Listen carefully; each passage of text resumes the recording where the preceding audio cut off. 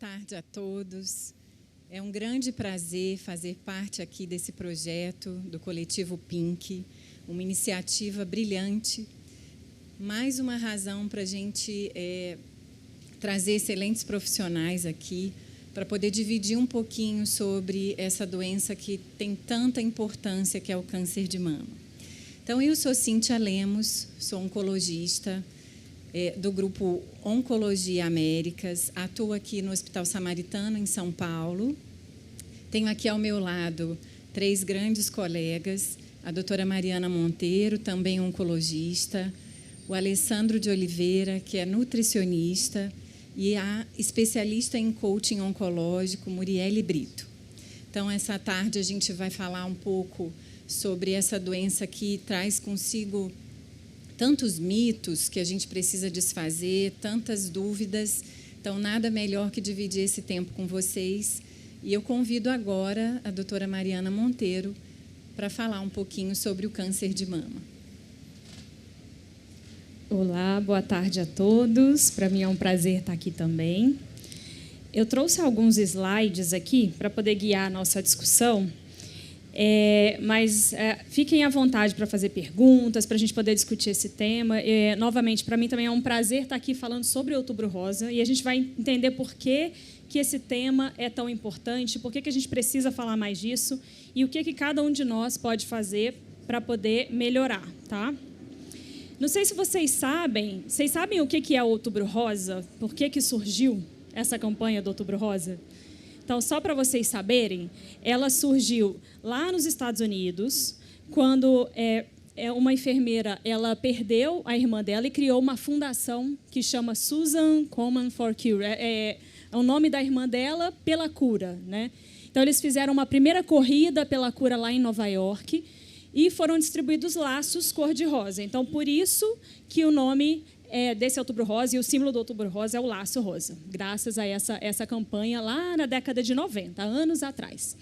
E aqui no Brasil, ela começou, hoje, né, ela é coordenada pelo INCA, mas ela começou lá em 2002, quando lá no obelisco do Ibirapuera, né, transformaram o obelisco em rosa. Então, hoje, essa campanha ela é coordenada pelo INCA e ela é presente em São Paulo. Hoje, no Brasil inteiro, a gente vê essa campanha no mês de outubro. E a gente vai tentar entender por que é tão importante essa campanha. Qual que é o problema que a gente tem hoje do câncer de mama, tá? Então, aproveitem qualquer momento para tirar dúvidas sobre câncer de mama, tá bom? O câncer de mama, olha, no Brasil, só para vocês terem noção, entre 2020 e 2022, mais de 66 mil mulheres foram diagnosticadas com câncer de mama por ano, todo ano, tá? Ele é o segundo câncer mais incidente, mais prevalente em mulheres, é o segundo câncer mais frequente. Mas, na verdade, ele é o mais frequente porque ele só perde para aqueles tumorizinhos de pele que não são perigosos, que não dão metástase. Então, ele só perde para esse. No mundo, são mais de 2 milhões de casos todo ano. E, claro, que mais de 17 mil mortes aqui no Brasil, no ano de 2020. Só que, quanto mais precoce o diagnóstico, maior a chance da gente atingir a cura do câncer de mama. Então, como eu falei, ele é o segundo mais prevalente, ele é o que mais mata em mulheres no Brasil e no mundo, mas mais de 80% dos casos de câncer de mama são curáveis. Então, por que a gente ainda está nessa situação de tanta mortalidade? Por que ele é o que mais mata no mundo, se mais de 80% são curáveis? E aí que eu digo que a gente tem como melhorar essa situação, né? E, basicamente, a gente precisa de prevenção e diagnóstico precoce, e é isso que a gente vai falar aqui hoje, tá? Só para vocês entenderem o que é o câncer, muita gente não sabe. O câncer é o seguinte: todas as células do nosso corpo, elas se dividem, né? E para a gente crescer, basicamente, a célula vai se dividindo ali e se multiplicando. Então, quando acontece algum problema no nosso organismo, que uma célula ela fica errada, ela surge de uma maneira errada. Na maioria dos casos, o próprio organismo mata essa célula. Isso acontece todos os dias na nossa vida, tá? Só que quando essa célula começa a fazer um monte de problema e as defesas do nosso organismo não conseguem combater aquele problema, ela começa a crescer de forma desordenada, ela começa a crescer muito rápido. e ela fica de uma forma muito diferente das outras células do nosso corpo. Ela vai crescendo, crescendo, crescendo e forma um tumor, que é o câncer. E ali começa. Só que cada câncer é diferente do outro. Então, se ele surge na mama, ele é diferente de um câncer que surge no pulmão, que surge na bexiga, em qualquer lugar do organismo. É tudo completamente diferente, porque ela começa com as características daquela célula ali. Então, por exemplo, se a pessoa fala assim, ela tinha um câncer nos ossos, não necessariamente surgiu no osso, né? Pode ter surgido de outro lugar e foi para lá, tá? Então, aqui a gente tem na fotinha ali uma célulazinha errada que foi crescendo no meio do tecido da pele, formou um câncer ali na pele. E o problema é o que a gente chama de metástase, que é quando aquela célulazinha errada cai na corrente sanguínea. Então, um tumor que começa na mama, se a gente não fizer nada, ele vai começar a crescer, vai entrar na corrente sanguínea e vai formar o que a gente chama de metástase. E aí chega aquela fase que já é incurável. Então, a gente precisa pensar o que a gente pode fazer para chegar naquela fase antes do surgimento dessas metástases. Então, o câncer de mama, a gente tem que diagnosticar enquanto ele está ali, na mama. Ele é perfeitamente curável e o tratamento também é um tratamento tranquilo, tolerável para as pacientes, tá? A mama, a gente tem que lembrar que ela é o órgão que amamenta. Então, a gente tem glândulas mamárias que produzem leite e a gente tem as célulazinhas que vão conduzir o leite até o mamilo. Então, o câncer ele pode surgir em lugares diferentes da mama. Cada lugar vai dar um tipo diferente. A gente tem vários tipos de câncer de mama, tá? E aí eu trouxe isso aqui para a gente saber que é uma dica, na verdade, porque cada câncer de mama é de um jeito. Eu coloquei aqui 4 tipos principais que a gente usa para tratar, porque quando a gente faz o que a gente chama de biópsia, o patologista vai lá, leva no microscópio, ele separa os tipos de câncer de mama. Então, a dica que eu dou hoje é o seguinte: se você algum dia encontrar uma paciente com câncer de mama, não dá aquele exemplo, minha amiga teve câncer, meu familiar teve câncer. E sempre vem acompanhado de uma notícia ruim. A gente pode até trazer aqui depois na discussão uma lista de que os pacientes contam para a gente, de coisas que as pessoas falam e acabam, ao invés de ajudar, mais atrapalhando. Porque, na verdade, o caso daquela paciente é único. A gente não pode comparar com o vizinho, com o amigo, com o colega, porque isso não ajuda. Tá? E aqueles casos também que a pessoa chega falando assim, mas você nem que tem cara de que tem câncer. O seu cabelo não caiu? O que aconteceu? Né?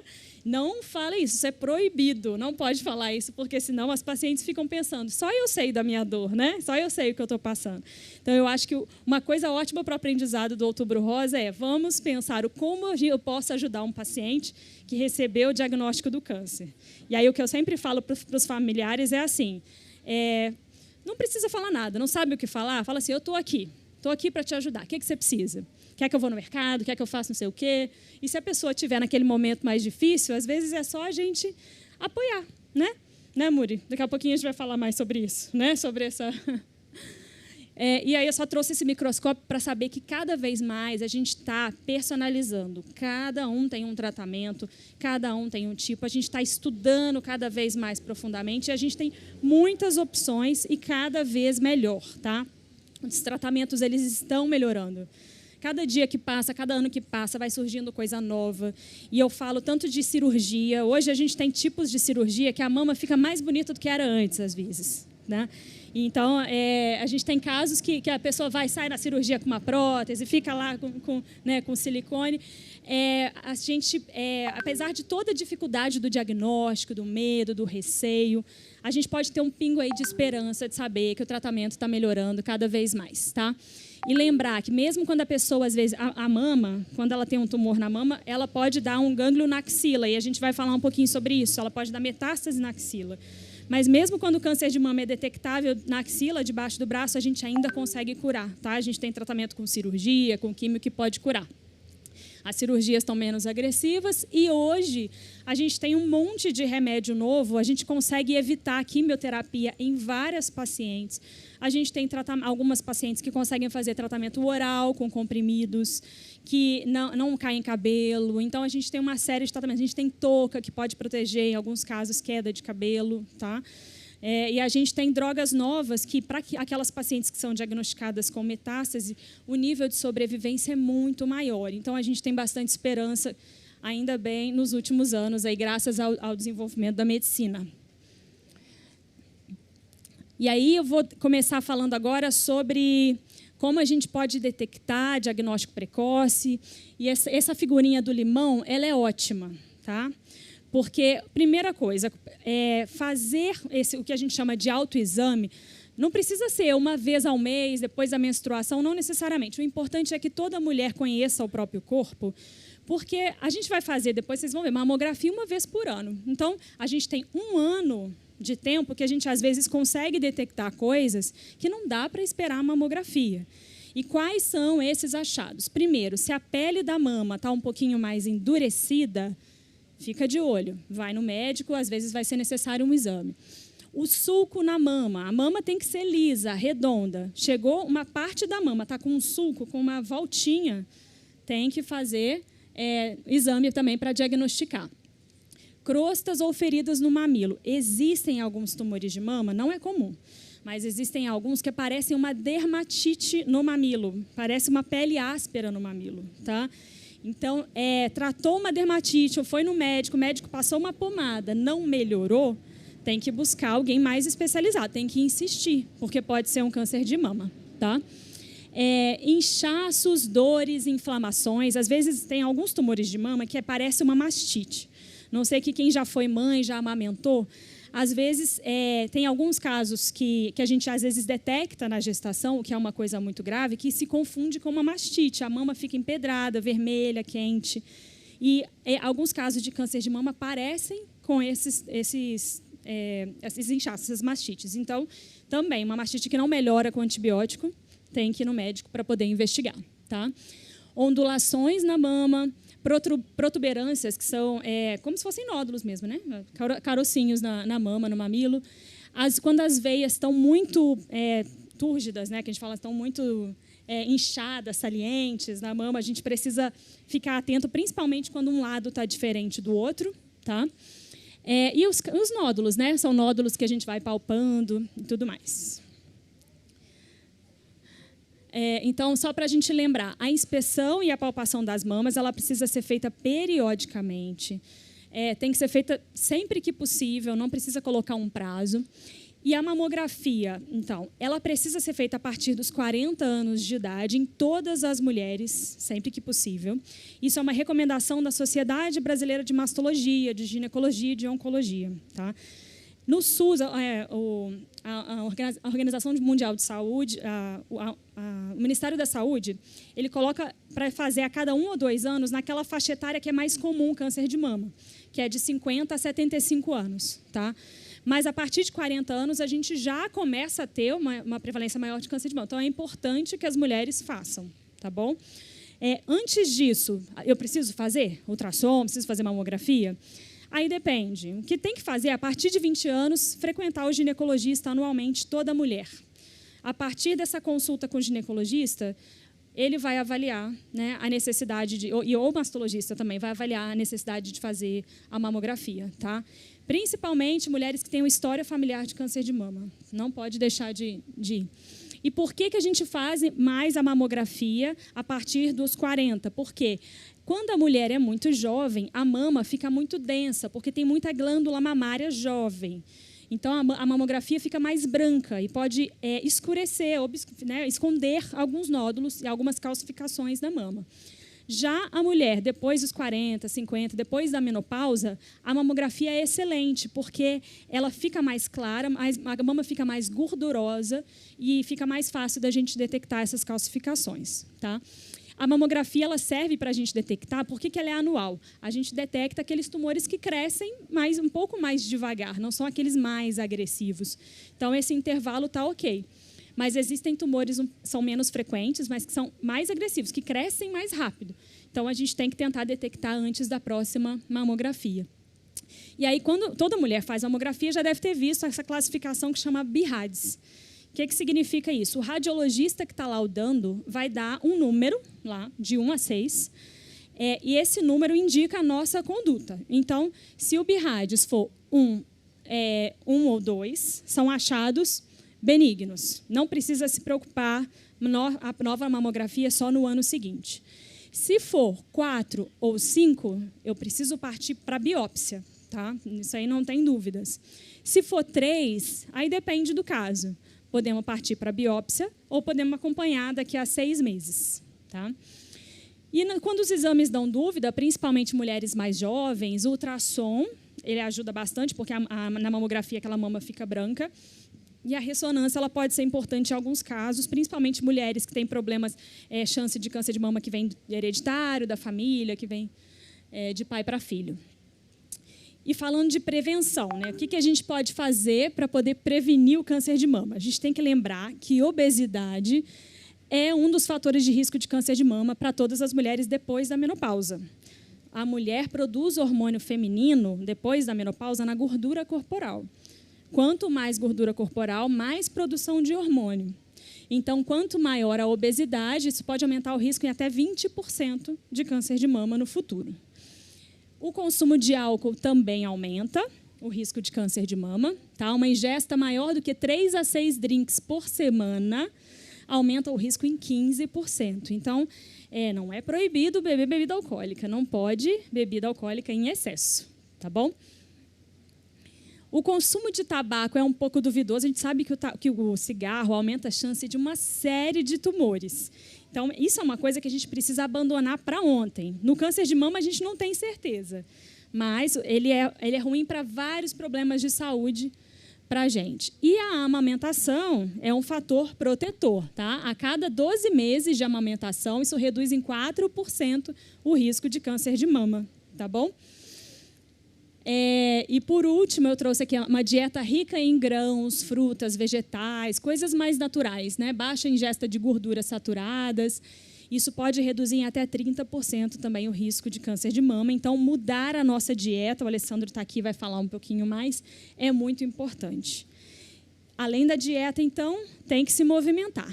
Não importa como, mas tem que se mexer, tem que fazer a sua atividade. E a gente vai falar também bastante aí de atividade física. Então, eu trouxe aqui uns mitos e verdade. Eu quero a participação de todos. A primeira pergunta é: sutiã apertado causa câncer de mama? Quem achar que causa pode levantar a mão. A plateia está ótima. Não causa câncer de mama. Desodorante causa câncer de mama? Desodorante? Alguém? Não, está todo mundo 10 na prova. Trauma, bateu na mama. A pessoa chegou e falou: quem acha que causa trauma? Na verdade, muita gente acha, mas isso é um mito. Tá? Trauma não causa câncer de mama. Às vezes, aquele trauma faz doer, faz incomodar. E a pessoa chega no médico por causa daquilo e diagnostica. Ou então, ela começou a notar por causa daquele trauma. Tá? Mas o trauma em si não causa o câncer de mama. E outra questão que todo mundo tem dúvida é: câncer de mama causa dor? Tá? Eu estou com uma dor na mama, será que eu estou com câncer? Isso é uma minoria. Tá? Câncer de mama que tem dor é uma minoria. A maioria das vezes, a dor na mama é coisa hormonal, é algum outro problema benigno da mama, tá? Mas dor não é o que mais chama atenção. Homens podem ter câncer de mama? Isso aí, Outubro Rosa já disse bastante para a gente. Homens podem, 1 a 2% é difícil, principalmente se história familiar, ficar de olho, a gente precisa pesquisar, tá? Mas pode ter câncer de mama, sim. Depressão e estresse, essa também é outra que é polêmica. Causa câncer de mama? Uhum. Porque tem gente que fala: eu acho que, na verdade, a gente não tem nenhum dado. Essa é a verdade. A gente não sabe se causa ou não. A gente acredita que não, né, pelo fato de ter aquele dado, porque acreditam que a depressão, a ansiedade pode diminuir a imunidade da mulher, e aquela queda de imunidade aumenta o risco de câncer, mas a gente não tem nenhum dado de que a depressão e o estresse causam. Anticoncepcional causa câncer de mama? É um fator de risco, não é que ele causa. Isso que eu sempre falo com as pacientes. A gente nunca vai encontrar lá uma causa. Foi isso que causou o seu câncer. Não existe isso. Existem fatores de risco. Tá?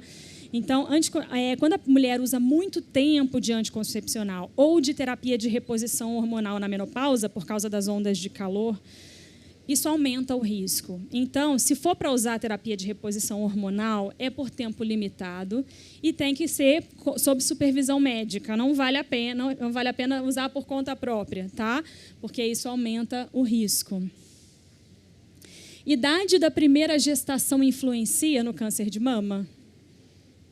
Influencia. Porque se a pessoa, quanto mais gestação a pessoa tem no decorrer da vida, mais protegida ela está do câncer de mama. A mulher que nunca teve filho tem mais risco de ter câncer de mama do que a mulher que tem uma prole grande, que tem vários filhos, tá? Então, isso, a amamentação e os filhos são fatores protetores do câncer de mama. Idade da primeira menstruação influencia? A idade da primeira menstruação influencia porque mulher que tem a primeira menstruação muito cedo e a menopausa, a última menstruação, muito tarde, ela fica muito tempo sob exposição hormonal no decorrer da vida e isso aumenta o risco de câncer de mama. Tá? Não que isso seja a causa, novamente, é fator de risco. Câncer de mama é hereditário? Alguns, menos de 10%. Tá bom? A maioria não tem nada a ver, a gente não herda dos nossos pais o risco de câncer de mama, tá? Menos de 10% é hereditário. Prótese de silicone causa câncer? Tem um tipo raro, que não é esse tipo de câncer de mama que a gente fala no Outubro Rosa, mas tem um tipo raro de câncer que algumas próteses de silicone pode causar, mas isso, assim, não é o padrão, tá bom? Então, pode botar o silicone, que não vai causar o câncer de mama, tá? Eu até trouxe um vídeo aqui, mas acho que não vai dar para passar. Acho que não tem áudio, né? Acho que não. Basicamente, o que a gente precisa é vencer os desafios, né? A primeira coisa que a gente tem que fazer, e a gente vai falar bastante sobre isso, sobre prevenção, sobre atividade física, como que a gente vai vencer esse desafio, mas o primeiro passo é acreditar para fazer acontecer.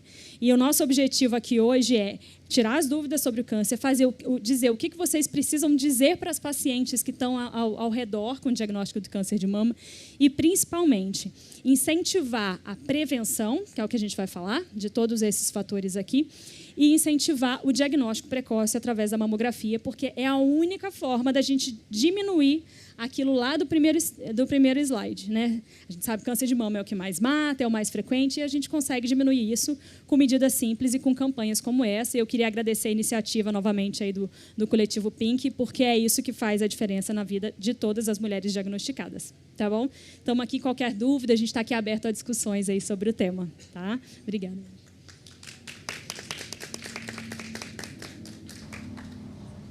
Bom, muito bom, Mariana. Eu acho que existem muitos mitos, né, ao redor do câncer, o que causa, o que deixa de causar. E, muitas vezes, no próprio consultório, as pacientes, elas com diagnóstico de câncer de mama, elas acabam procurando sempre um culpado.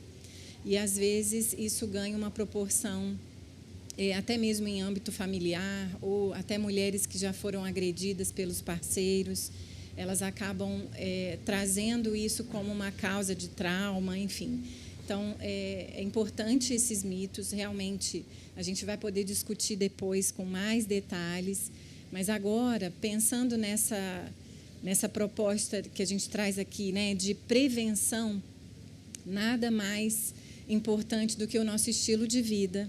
Então, eu vou chamar o Alessandro para poder trazer um pouquinho para nós a respeito de hábitos saudáveis, de alimentação, que são fatores muito importantes, como a Mariana falou, de prevenção. Com você, Ale. Boa tarde, muito obrigado a todos novamente pela oportunidade. Vou pedir só licença para eu ficar um pouco mais à esquerda, porque minha apresentação é um pouquinho mais escura e eu consigo enxergar melhor, né?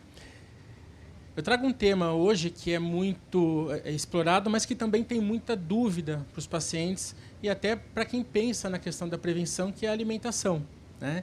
É algo que tem muito tabu, né? E que envolve, às vezes a pessoa fala, mas o amigo falou, a amiga falou que não pode comer isso, que não devo comer aquilo, que tal alimento pode causar o câncer, enfim. Ou eu vi na televisão, eu vi na revista, vi no jornal, ou o blog passou. Então, é algo que divide muito opinião, né? Muitas vezes as pessoas não têm acesso ao nutricionista, consultar um nutricionista. Para o médico também, ele tenta abordar isso para auxiliar, mas acaba sendo de uma forma um pouco mais geral, não consegue detalhar tanto. Acho que esse que é um papel nosso aqui, ajudar nessa questão também da nutrição. Eu montei aqui uma introdução, eu vou ser bem breve, porque alguns pontos que eu coloquei aqui a doutora Mari já abordou super bem, né? Para não ficar extremamente repetitivo. Então, como até mesmo comentou, o câncer de mama é um dos principais problemas de saúde pública hoje no Brasil. É o tipo de tumor mais frequente, inclusive o segundo mais frequente, só perdendo aí para o câncer de pele. E por que surge o câncer, né? Sabe-se que aproximadamente 28% dos casos hoje podem ser evitados com mudança de hábitos de vida. Se a gente pensar 28%, mas é pouco. Mesmo assim, é algo que dá para mudar, que é importante, né?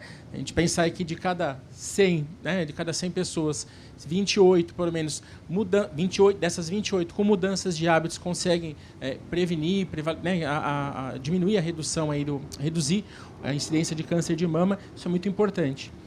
E lembrar que não existe apenas uma causa para o desenvolvimento. Então, não é só a questão da nutrição, mas é um fator que contribui muito. Os principais fatores de risco, como a doutora Mari até comentou também, sedentarismo, o álcool, histórico genético, a questão de não amamentar, de não ter filhos, enfim, são fatores também, o sobrepeso, né, obesidade, fatores que contribuem bastante. E qual é o papel da alimentação na prevenção do câncer de mama, né? A relação da nutrição com o câncer de mama, ela passa pela alimentação e pelo estilo de vida. Então, principalmente no que diz respeito ao controle de peso, né? O sobrepeso, a obesidade, é um dos casos aí que mais relacionados com a nutrição de maior risco para o surgimento do câncer de mama. E não só de mama, outros tipos de câncer também, né? Acabam impactando muito a obesidade. As escolhas alimentares ela têm um impacto significativo em relação à prevenção, já que alimentos com alto valor energético, ricos em gorduras saturadas, em carboidratos refinados, eles podem contribuir muito para o ganho de peso, né? O que seria carboidratos refinados? O açúcar, o arroz branco, a farinha branca, né, a batata, a mandioca, são alimentos que rapidamente são convertidos em açúcar no nosso organismo. Sabe-se também que o excesso de gordura corporal ele provoca alterações hormonais e que geram um estado inflamatório crônico. Isso acaba estimulando a proliferação celular, né, que é, consequentemente, o risco do surgimento aí da doença, da formação de tumores. E as recomendações, né? Nada mais é do que uma alimentação saudável, equilibrada, né? Não ter tanta restrição, mas é mais o equilíbrio. Então, escolher os alimentos preferencialmente com menor teor de gordura, né? Consumir também uma dieta rica em fibras, principalmente proveniente de alimentos in natura, né? Ou minimamente processados. O que seriam isso? Quanto menos industrializado, quanto menos processado, menos manipulado, melhor, né? Por que eu vou comer, por exemplo, um pêssego em lata se eu posso comer a fruta in natura, que é muito mais saudável? Né? Por que eu vou pegar um suco em pó, um refresco em pó, diluir em água se eu posso espremer uma fruta, fazer um suco muito mais natural, né? Aproveitar as vitaminas, as fibras desse suco. Evitar o consumo de alimentos ultraprocessados. Isso é muito importante, né? Por quê? Hoje a gente sabe que a dieta do brasileiro é rica em alimentos ultraprocessados. Miojo, macarrão instantâneo, na verdade, molhos prontos, maionese, né, embutidos. Então, esses alimentos, sim, eles podem contribuir muito, né, em relação a essa questão do ganho de peso, da qualidade de vida e até mesmo pela questão do câncer. Fast foods também, bebidas açucaradas, então refrigerante. Eu acho que tudo isso, não que seja proibido, mas que a gente tenha consciência de limitar o consumo desses tipos de alimentos, né? Priorizar o consumo de vegetais e frutas. Bebida alcoólica, como a doutora Maria até falou, então é um consumo esporádico, moderado, né? Não é que é proibido, não é que se eu tomar uma taça de vinho uma vez por semana eu vou ter câncer de mama, né? Fui num barzinho, tomei um drink com os amigos, tenho risco de ter câncer de mama. Não é isso, mas é ter o consumo moderado mesmo. Consumo moderado de açúcares e demais fontes de carboidrato, como eu falei para vocês. Então, hoje tem até um tabu que ronda muito isso, que em relação ao açúcar, ao carboidrato. Muitas pessoas falam, não come mais o açúcar, corta qualquer tipo de carboidrato, porque senão você vai ter câncer. Não é que seja uma totalmente mentira, porém o interessante é o quê? É o equilíbrio. Né? Se eu consumo muito carboidrato, muito açúcar, eu tenho um ganho de peso. Né? Mas não tem a necessidade de cortar, não é bem esse o caminho. Né? Não precisa ser uma dieta extremamente restritiva. A menos que a pessoa já tenha esse costume, a vida inteira não comeu açúcar, não comeu nenhum tipo de doce, de carboidrato, aí tudo bem, segue normal, porque ela já está acostumada. Mas para quem a vida inteira já seguiu esse hábito de consumir, é muito mais fácil moderar, diminuir o consumo desses tipos de alimento. A hidratação. Então, hidratação, quando nós falamos, é realmente água, não é suco, não é chá. A água é o principal e um dos melhores métodos de detox. Né? Às vezes o pessoal inventa tanto, o suco verde e tal. Tem a água, que é o melhor de todos. Né? E pelo menos 2 litros por dia, parece até um clichê, mas é verdade. É a água que vai fazer uma faxina, né, no nosso corpo, vai eliminar, através aí da urina, vários produtos que não são desejáveis no nosso organismo. Popularmente falando, a sujeirinha no nosso corpo. Né? Manter uma rotina alimentar regrada, com horários, dieta fracionada.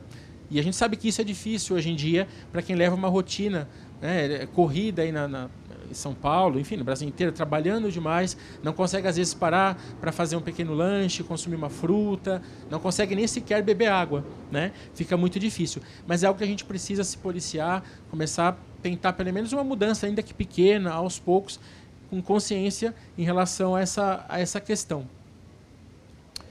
Dietas restritivas, então é aquilo que eu até comentei com vocês há pouco. A disseminação de informações sobre alimentos milagrosos ou vilões, de um modo geral, aí, né? Dietas da moda, dietas restritivas no tratamento de câncer, a gente tem observado isso cada vez com maior frequência, na mídia, redes sociais, enfim. E isso pode causar um pouco de pânico, de confusão, né? De dúvidas, estresse, estimulando algumas práticas perigosas e até prejudiciais ao tratamento. Então, não só na questão da prevenção, mas até um paciente quando recebe o diagnóstico. A gente recebe hoje no ambulatório inúmeros pacientes que eles se veem muito inseguros com a questão da alimentação. Né? Eles já entram conversando comigo e falam, me fala o que eu não posso mais comer, o que eu devo cortar, o que eu não como mais. E aí a gente tenta tranquilizar esse paciente, transmitir segurança e mostrar esse caminho que eu falei para vocês, que é justamente o equilíbrio. Ao invés de excluir, a gente tem que incluir. Né? Ou seja, diminuir só os alimentos que não são desejáveis, que é esse que eu falei para vocês, e incluir alguns alimentos que podem contribuir de alguma forma aí durante o tratamento, durante a prevenção. Né? Esses alimentos eu coloquei aqui de uma forma resumida. Basicamente, todos eles, a principal propriedade é o quê? É a questão de ser um alimento que fornece propriedades antioxidantes, anti-inflamatória, né? Ou até mesmo que impacta de alguma forma na questão hormonal. Frutas vermelhas, então, né? Então, começando ali pelas frutas vermelhas, ameixa, morango, uva. Né? Quais são as principais propriedades dessa fruta e o que ela pode me oferecer? São fontes de antocianinas, que é uma substância antioxidante. Por ela ter essa propriedade, ela evita a formação de radicais livres. Esses radicais livres, obviamente, são moléculas que prejudicam o DNA da célula e, consequentemente, eles favorecem o surgimento do câncer. Então, eu acho que é bastante legal a gente incluir esse tipo de frutas no dia a dia, na alimentação, pelo menos uma porção por dia. Né? A gente sabe que, às vezes, a realidade de todo brasileiro nem sempre é possível, mas que seja, por exemplo, um tomate, já está ajudando. Né? Uma porção pequena de morango já ajuda também. Frutas e vegetais amarelos e alaranjados também são responsáveis aí pela questão do combate, porque são ricos em beta-caroteno, que é um pigmento responsável por proteger o material genético, evitando os danos causados pela oxidação. Né? Seria o quê? Da célula em si. Uma célula doente, ela pode gerar ali também um tumor, um crescimento desordenado de outras células que pode vir a formar um tumor. Frutas cítricas, então por que as frutas cítricas? Né? Laranja, maracujá, limão. Elas são, além de ricas em vitamina C, são também capazes de reduzir o estresse oxidativo da célula, da mesma forma como as demais frutas, e prevenindo também o desenvolvimento de tumores malignos, inclusive o câncer de mama, como a gente tem falado agora, além de ter propriedades anti-inflamatórias. Então, isso também ajuda bastante na questão da prevenção. Vegetais crucíferos. O que seria vegetais crucíferos? Né? Repolho, brócoli, couve-flor. Além de ter um alto teor de fibras, que também é importante nessa questão da qualidade nutricional da alimentação, esses tipos de alimentos também contêm compostos como o sulforano, que ajuda a combater a formação de células cancerosas. Então, aqui vale não só para o câncer de mama, mas para o câncer de estômago, de intestino. Os benefícios, obviamente, a gente vê como um todo, né, na prevenção em geral. Peixes como salmão, sardinha e atum. Esses peixes também são importantes. E vocês veem que eu coloquei até 2 pontos ali importantes, os extremos. Salmão, que é um peixe um pouco mais caro, um pouco mais custoso, mas também a sardinha, que é mais acessível. Até mesmo para a gente não ter desculpa, né? Falar, não vou comer porque o salmão é muito caro. Então dá para ter uma alimentação de qualidade sem necessariamente gastar muito. E qual é a propriedade principal desse tipo de alimento? Eles são fontes de gordura insaturadas, então que protege não só o corpo, né, em relação ao risco de doenças cardiovasculares, como reduz também o risco de diversos tipos de câncer. Além de ser fonte de ômega 3, que novamente ajuda a combater aí a atividade inflamatória, que é um fator de risco também para o surgimento da doença. Leguminosas. As leguminosas, às vezes as pessoas confundem, né? Leguminosas são aqueles grãos que nascem em vagem. Então, feijão, ervilha, lentilha. E esses grãos, eles têm uma propriedade importante, na verdade, que são fontes de fitoestrogênios. É um conjunto de substâncias que se assemelham muito, né, com a ação do estrogênio humano. Dessa forma, quando você consome esses alimentos, esses fitoestrogênios, eles diminuem a ação prejudicial do hormônio natural. Então, consequentemente, você tem uma redução desse hormônio que pode ser prejudicial.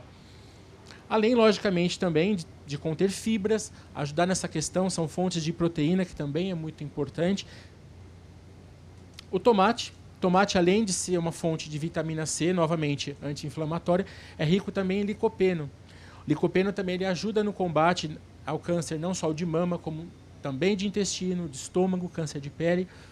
E o licopeno a gente encontra no tomate, principalmente quando eu faço preparos que eu consiga concentrar o tomate. Quanto mais eu concentrar, maior vai ser o teor de licopeno. Por exemplo, um molho de tomate, né, natural, feito em casa.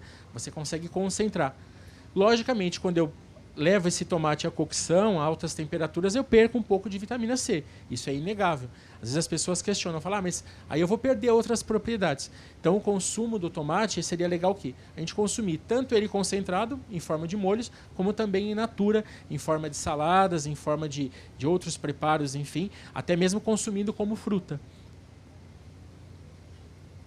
Cereais integrais e sementes, então aveia, centeio, linhaça, gergelim, são fontes ricas em fibras, então que ajudam também a reduzir a absorção de gordura e a formação de substâncias cancerígenas no intestino. Além disso, essas fibras carregam o excesso de estrogênio e também facilitam a eliminação por via do intestino. Também ajudam na questão do controle de peso, porque elas contribuem aí pela questão de saciedade, a redução na resposta glicêmica, ou seja, você não tem uma carga tão grande de glicose no sangue quando consome alimentos que contêm junto um maior teor de fibras, graças a esse tipo de alimentos integrais. O que ingerimos pode, sem dúvida, deixar o organismo mais forte e ajudar a prevenir o câncer de mama, né? Agora, a palavra-chave, como eu falei para vocês de tudo, é a moderação, né? Comendo de tudo um pouco, você não precisa abrir mão dos prazeres da alimentação, né, para ter uma vida saudável, para ter um equilíbrio, enfim. Né? Ter a alimentação como um aliado, não como uma penitência, você se castigar, restringir. Não é necessário isso. É só ter o controle mesmo, né? Moderação é a palavra-chave para tudo. Eu encerro aqui a gente poderia falar muito mais tempo sobre nutrição, que é algo que demanda muita dúvida, enfim, mas gostaria até de saber de vocês se tem alguma dúvida, se de repente eu deixei de abordar algum aspecto, enfim, que vocês queiram saber também. Não? Claro, pode falar. Quero te perguntar, a respeito de salsicha. Nunca mais comi. Realmente a gente entra, essa salsicha entra junto com aqueles alimentos ultraprocessados, né? Que realmente não é saudável, podendo diminuir o máximo possível o consumo, né? Para quem não consegue excluir totalmente, consumir uma vez a cada 2, 3 meses, né? Mas quem consegue ficar muito bem sem, é um alimento totalmente dispensável. Muito melhor a gente substituir aí de repente por um frango, por um peixe, por um ovo, né? Às vezes até alguns pacientes falam, mas a salsicha é o mais barato hoje de proteína. Ela tem tudo ali, menos proteína, é uma fração. Então substitui pelo ovo, que é muito mais saudável, né? Deixar para consumir apenas se for uma vontade assim, muito gigante de comer um cachorro-quente, algo assim. Mas podendo evitar, melhor. E também queria te perguntar a respeito dos embutidos. Nunca mais comi também. Sim. Cortei. E agora é só queijo branco, no máximo, com requeijão. Sim. Se deu super bem, se o paciente se dá super bem, não só o paciente, todos nós, né? Se dá tudo super bem, com a restrição, não sente falta, é muito melhor, obviamente. Os embutidos, assim como a salsicha, que também é um embutido, são alimentos ultra, mega, hiper processados, né? O alimento que originou aquilo, a matéria-prima já ficou lá para trás, eles misturam ali uma grande quantidade de gorduras, de sais, de conservantes, e que realmente não contribuem nada para a saúde. A gente só tem a ganhar não consumindo do que consumindo. Né? Mas é aquilo que eu falei, de repente, uma vez na vida, outra vez daqui, sei lá, uma vez por ano, tenho vontade de comer um misto quente. Então, não vai fazer mal, não vou ter câncer porque comi uma vez, um ano, um misto quente ali que tem um presunto, por exemplo. Né? Não pode ser rotina, não pode ser diariamente, como a gente percebe algumas pessoas que todo dia de manhã cedo no café da manhã tem a mortadela, por exemplo. Né? Certo? Então, tá ótimo. Eu agradeço novamente pela atenção. Vou passar agora a palavra a doutora Cíntia. Bom, Ale, muito bom. Eu acho que nutrição é sempre um questionamento muito frequente das pacientes que chegam. O que é mito, o que é verdade. E eu acho que o principal deles aqui, que você falou muito bem, é o açúcar. Eu tenho pacientes que, quando elas acabam diagnosticando não só o câncer de mama, mas outros tipos de cânceres, elas acabam abominando o açúcar, né? E aí aquele brigadeiro que traz um acalento ali, né, para as mulheres, principalmente naquelas fases, né, que estão mais irritadiças, enfim. E o mais importante é isso, é o equilíbrio, né? Então, eu gostei muito da sua fala quando você fala a chave de tudo é a moderação, né? Então, juntando a fala da Mariana, juntando a fala do Alê, o que a gente pode perceber é que a obesidade é um grande vilão. E por trás da obesidade, a gente tem necessidade de mudança de estilo de vida, né? Tanto em relação à alimentação como os nossos comportamentos. E para falar de comportamento, como que a gente faz a gestão disso, né? De como a gente gerencia os hábitos de vida, emoções, enfim.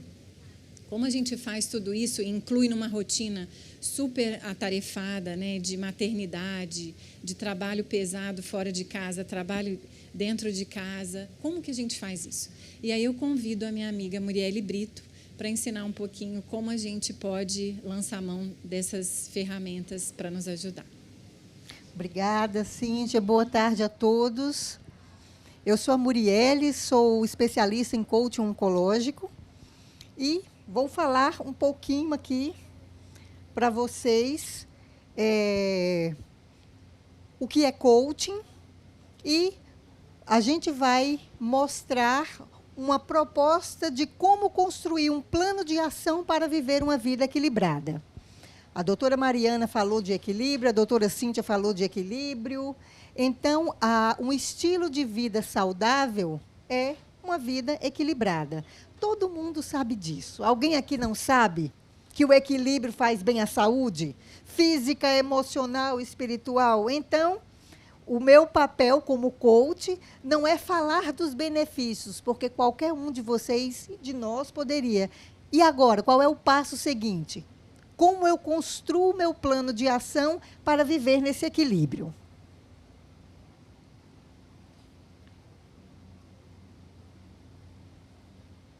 Para você que está aqui ou que nos acompanha online, O que é mais importante? É viver ou durar? O que seria mais importante? É viver ou durar? Chegar aos 60, aos 70, aos 80, aos 90?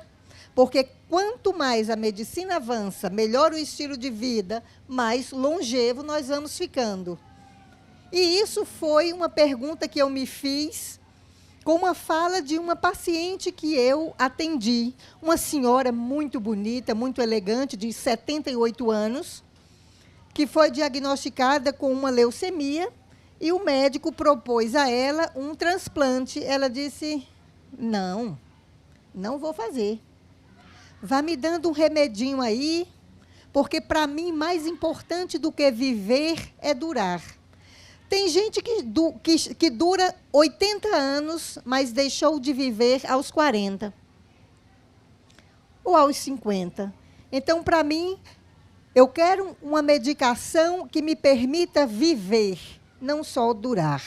E pelo que eu sei, um transplante a essa altura do campeonato vai me permitir apenas viver. Ou melhor, vai me permitir apenas durar, e eu não quero. Então, é uma pergunta que eu faço para nós.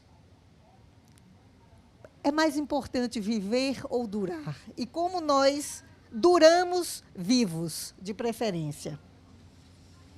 Como você quer chegar aos 30 anos? E aos 40? E aos 50? E aos 60? Como você quer chegar aos 70 anos? Opa, olha aí.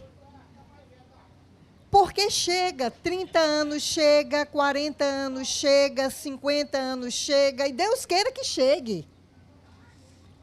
Aqui nós temos a oportunidade de começar a construir a pessoa que nós queremos encontrar aos 50, aos 60, aos 70, aos 80, para não durar até lá, mas chegar vivos. E vivendo, e viajando, e podendo comer uma coisa que a gente goste, e podendo usufruir da nossa família. Que não seja nós que chegue num canto, não posso comer esse doce porque sou diabética. Não posso comer isso porque meu colesterol está alto. Essa daí está só durando, mas deixou de viver aos 40 ou aos 50. Então, vamos começar a construir a pessoa que você quer encontrar na sua próxima década. Já pensaram nisso? Porque não cai do céu. Você vive uma vida sedentária, come tudo que gosta, mas que não é saudável. Vive extremamente estressado e ainda quer chegar bem inteiro aos 70, a conta não fecha, não é isso? E aqui a gente fala um pouco de estilo de vida. Estilo de vida, a doutora Mariana falou que o câncer é um desequilíbrio na divisão da célula. Então, quem vive uma vida equilibrada, cada vez mais afasta a possibilidade de desequilibrar essa divisão. É garantido? Não, mas aumenta a chance de não ter vários cânceres, inclusive o de mama. Quem vive uma vida equilibrada, um estilo de vida equilibrado, o câncer é esse. Quanto mais equilibrado nós vivemos, nós nos comportamos, mais diminui a nossa chance. Garantia? Não, mas a probabilidade dos números. 28%. Como nós gostaríamos de fazer parte desse 28%? Quando esse 28% está... Nossa, 28%. A gente, quando não se coloca dentro, diz, não, mas é só 28%. Né? Tem 72%, mas no dia que o diagnóstico chega, então, de qual lado nós queremos estar? Dos 72% ou dos 28%? Muita coisa depende de nós. E a Organização Mundial de Saúde vai dizer que o estilo de vida, ele é definido como esse conjunto de hábitos e costumes que podem ser influenciados, modificados, encorajados ou inibidos através da socialização e que tem consequências na saúde. O nosso estilo de vida tem consequência direta na saúde. E aqui foi quando o coaching, que nada mais é do que uma metodologia focada em atingimento de meta, e que na saúde a gente chama de qualidade de vida.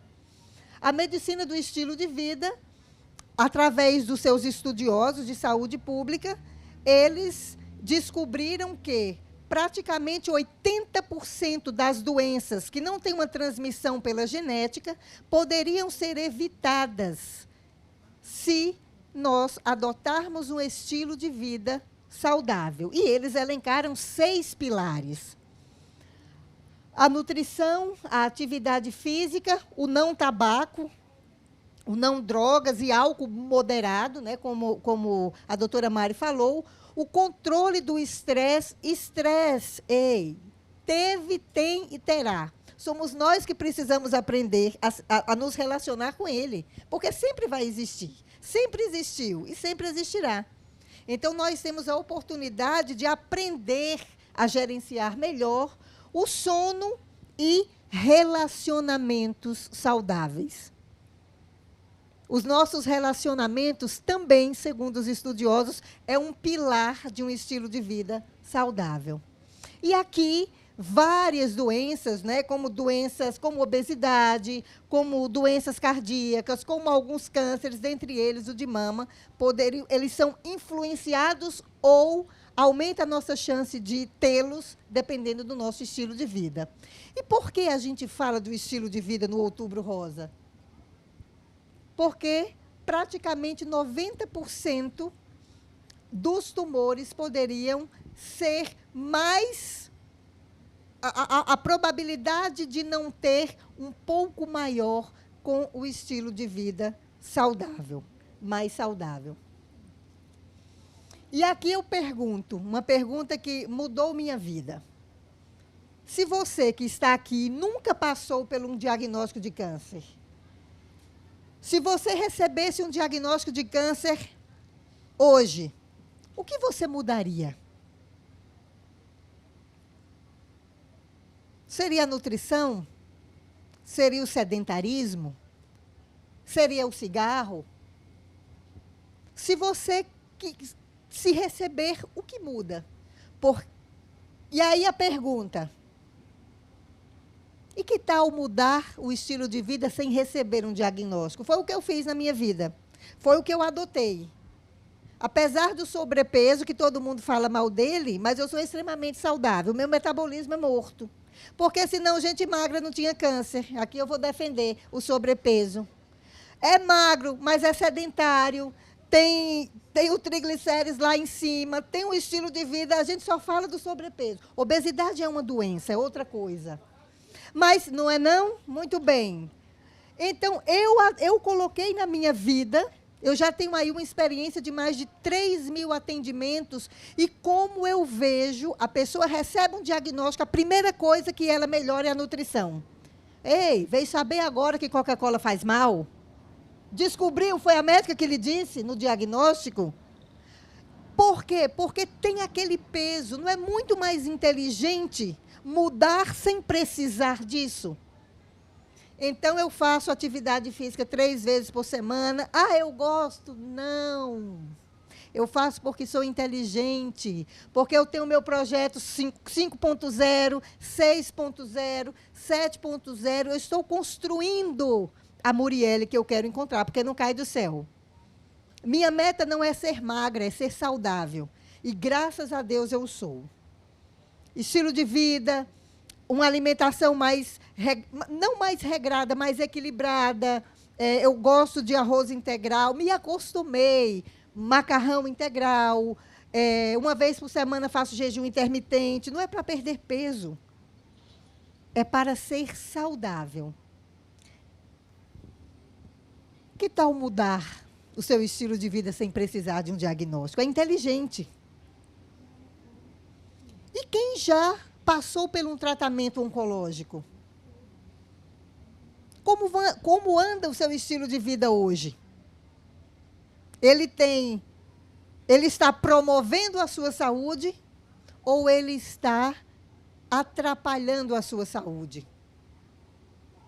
Porque não é porque você ficou curado de um câncer que você nunca mais vai ter. volta para a fila, como diz. Então, seria uma pena. Eu sempre falo que quem passa pela experiência da oncologia, se ela deixar de herança hábitos saudáveis para você e sua família, valeu a pena. Porque vai cada vez mais dificultando para que você receba um novo diagnóstico. O seu estilo de vida representa quem você quer ser? Tem representado o estilo de vida que a gente leva hoje? Ele representa quem eu quero ser? Não representa. Vamos começar hoje. Hoje é o dia. E mãos à obra. Vou dar aqui dicas de como construir um estilo de vida nesses pilares saudáveis, desses pilares do estilo de vida saudáveis. E aqui, como eu estou, você sabe de como está o seu estilo de vida, e aqui eu tenho um desafio para você. Como você quer estar no próximo Outubro Rosa? A nossa amiga aqui já está à frente, já parou os embutidos, já parou a salsicha, que é embutido também, né? Já mudou, ok. Perfeito. Então, até o próximo Outubro Rosa, o que pode melhorar no nosso estilo de vida? Olha aí, estresse, muito bem. E aqui a gente vai construir aqui. São os 6 pilares do estilo de vida. Como se fosse um pilar que a gente precisasse fortalecer, tornar robusto. Sabe aquelas fundações de prédio, né, que é aquelas colunas? Então, a gente precisa colocar cimento para que o nosso pilar, esses 6 pilares, sejam responsáveis por sustentar a nossa estrutura. E aqui, eu lhe convido a pegar cada um desse pilar na sua casa e você vai fazendo, a gente pode pegar a nutrição. Oh, que foi que houve? Aqui. O que eu já faço para que esse pilar esteja sólido? Você já disse, né? Você já parou? Ótimo. Então, já parou de comer embutidos? Ok, isso ela já faz. O segundo passo. Qual é o óbvio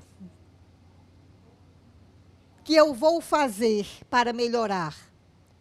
Uma coisa óbvia, que você sabe, se fizer ou se parar de fazer, você melhora a sua nutrição. Comecemos sempre pelo óbvio, porque é o mais fácil. Eu como sobremesa todos os dias, vou comer 3 vezes por semana. Ok. Qual dia, o que você quiser. E, por fim,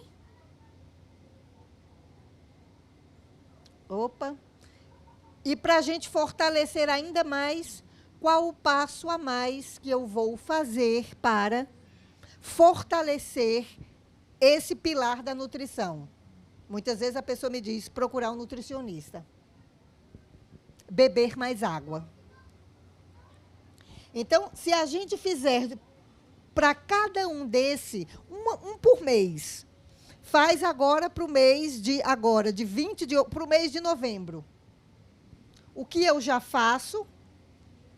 Qual é o óbvio que eu não faço, mas se fizesse melhoraria? E qual é o passo a mais para novembro? Só novembro. Em dezembro você faz de novo os seus pilares. Então é importante.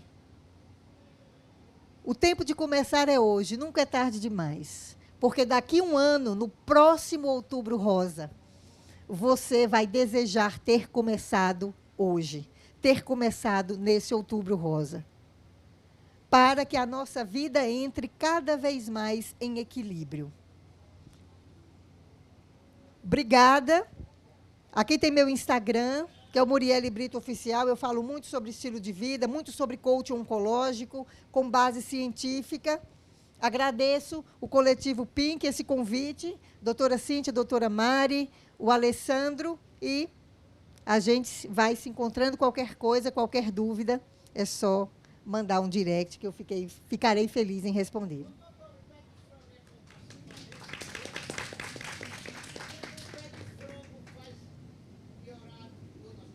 Um prato de frango ali é com o nutricionista.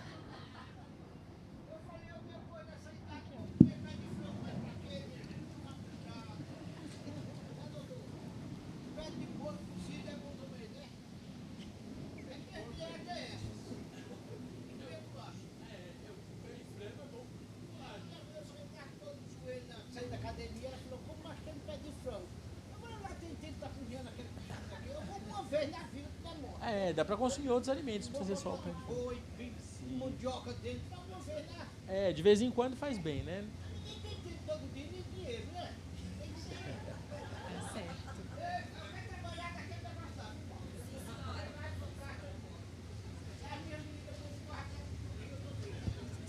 Eu tenho uma paciente que falou exatamente isso uma vez. Eu acho que o ortopedista prescreveu colágeno para ela. O quê? Que colágeno? Vou fazer minha sopa com pé de frango, pé de galinha. Tem muito mais colágeno, né, Alessandra? Muito mais. Uma paciente falou isso.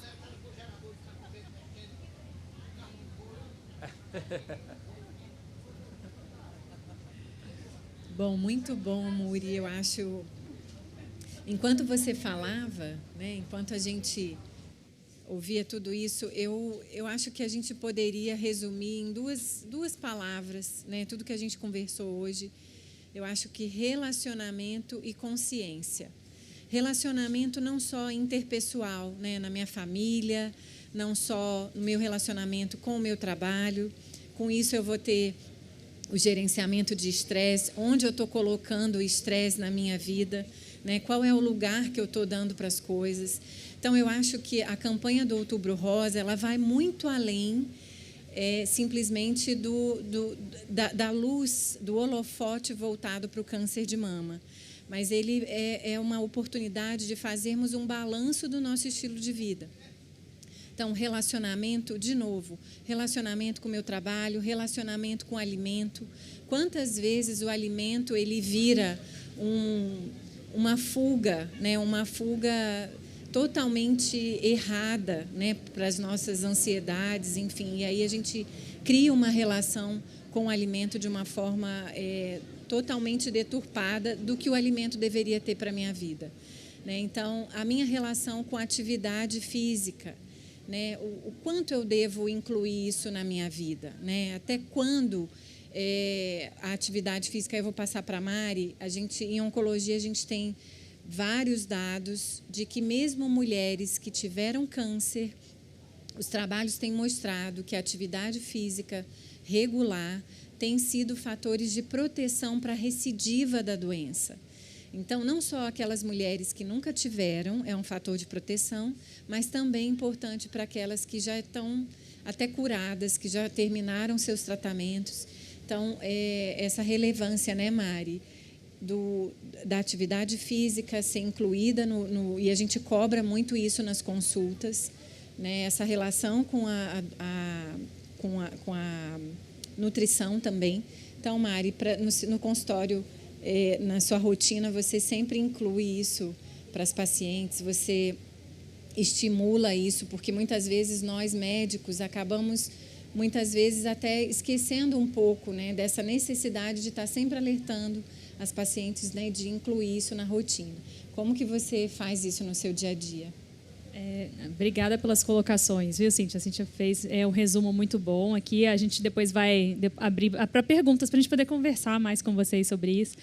E isso realmente, para mim, assim, é um ponto muito importante. Eu, como oncologista, você também, a gente recebe o paciente já com o diagnóstico. Então, naquele começo, a nossa consulta é muito voltada para o tratamento em si. Aí depois a mulher fica curada e a gente acompanha por 10 anos aquela mulher e basicamente toda a consulta é isso. A primeira pergunta que eu faço, está fazendo atividade física? Está comendo bem? Porque isso é o controle de câncer de mama, que é basicamente a prevenção da recidiva, a prevenção de surgir um outro câncer de mama.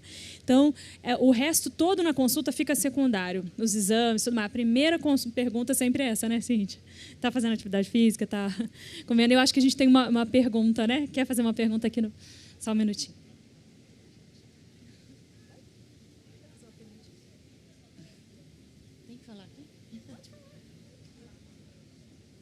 Eu queria saber se eu posso pintar meu cabelo, porque eu fiz o tratamento. Claro, pode pintar, com certeza. Eu já terminou o tratamento? Vai fazer meses. Meses já? Eu fiz o tratamento lá no Santa Catarina. Que legal. Fui muito bem tratada. Ah, que bom. Eu só tenho que agradecer. Eu fiz 12 químio. 12 branca e 4 vermelha. E aí meu cabelo caiu, né? E aí eu queria saber, porque o médico perguntou, Vera, alguma dúvida? Aí eu fiquei tão emocionada por ter sobrevivido nessa terra, que eu esqueci de perguntar. Aí eu vim aqui só para perguntar isso. Posso pintar meu cabelo? Pode, deve, da cor que quiser. É porque eu estou azul, na máscara, mas não saiu os branquinhos. Aí a gente tem que abafar o caso. Não, pode sim. Não tem nenhuma... Então, acabou o tratamento, pode pintar o cabelo. Vida normal, junto com as outras atividades. Eu fiz a cirurgia, tirou só um pedacinho para fazer a biópsia e deu tudo certo. Entendeu? Que bom, parabéns. Muito bem. Eu queria saber só isso. Pode beber uma cervejinha? Cervejinha. Eu também sou prova disso. Passei por tudo isso. Quase 2 anos fazendo tratamento, fiz quimioterapia, radioterapia, cirurgia e estou bem, graças a Deus. Que bom, nossas guerreiras aqui, né? Passaram pelo tratamento do câncer e estão aí, firme e forte, aí, apoiando todo mundo, os novos, né? Que... Eu descobri cedo, eu sonhei. Aí, conforme eu sonhei, eu corri atrás. E deu certo. Eu fui tratada nos melhores hospitais, Edmundo Vasconcelos, Santa Catarina e Obrigado. Que bom. Entendeu? São ótimos. Eu vim aqui só para dizer que eu sou sobrevivente.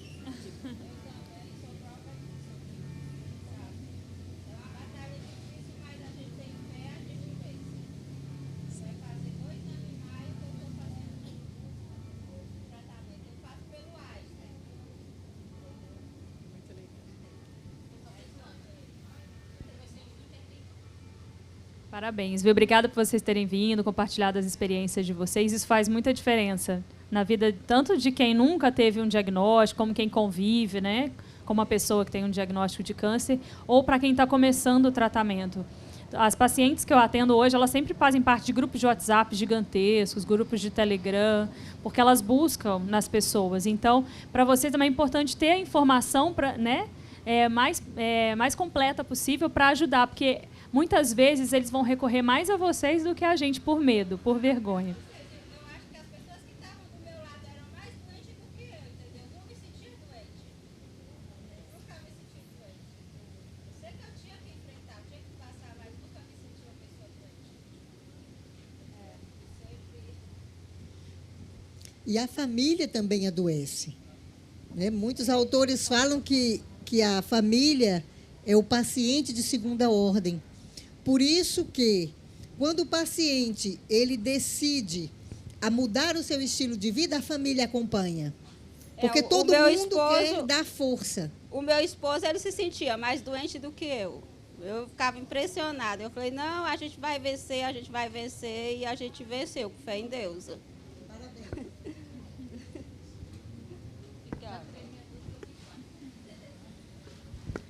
Parabéns, viu, gente? Obrigada por vocês terem vindo. Em novembro, eu tinha feito a última quimioterapia. Isso aqui foi, eu viajei para o Maranhão, fiz a última quimioterapia dia 11 de novembro. Queria viajar, ver minha família, que minha família é de lá. E os médicos sempre falavam, não faz isso, você vai sentir mal no avião, não pode. Mas na minha última consulta, que foi dia 16, antes de eu fazer a cirurgia e fazer o check-up novamente, eu perguntei à médica, ela falou, Edna, você quer ir sua viagem? Pode ir. Isso no dia 16, eu estava com a passagem comprada para a noite. E fui, entendeu? E fui super bem, fiquei com minha família lá 10 dias. Aí voltei no final de novembro, passei nos médicos de novo, eles ficaram impressionados comigo. Como que eu fui forte para fazer essa viagem sozinha com meu filho, de avião, entendeu?